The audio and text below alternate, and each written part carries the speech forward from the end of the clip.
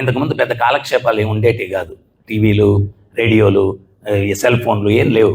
వాళ్ళు ఏంటంటే ఉద్యోగమో వ్యాపారమో చేసుకున్న తర్వాత సాయంత్రం అయితే గుడి ఉండేది.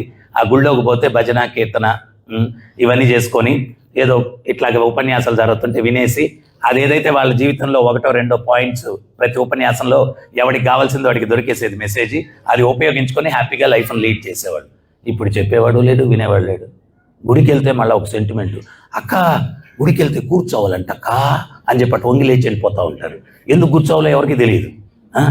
ఒకవేళ పొరపాటును కూర్చున్నా కూడా ఇంతకు ముందు రోజుల్లో ఎందుకు కూర్చునేవాళ్ళు అంటే భగవంతుడిని దర్శించిన తర్వాత అక్కడ సాధువులు ఏదో ఇట్లా ధర్మం గురించి చెప్తూ ఉంటే వినడానికి కూర్చునేవాళ్ళు.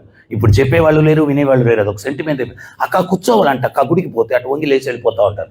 ఒకవేళ కూర్చున్నా కానీ రామేశ్వరం పోయినా శనేశ్వరం పోనట్టు వాళ్ళంతా కూడా వాళ్ళు కొట్లాడుకున్నారంట కదా, నేను గుడికి వచ్చి చాలా రోజులు అయిందిలే నాకు తెలియదులే అంటారు.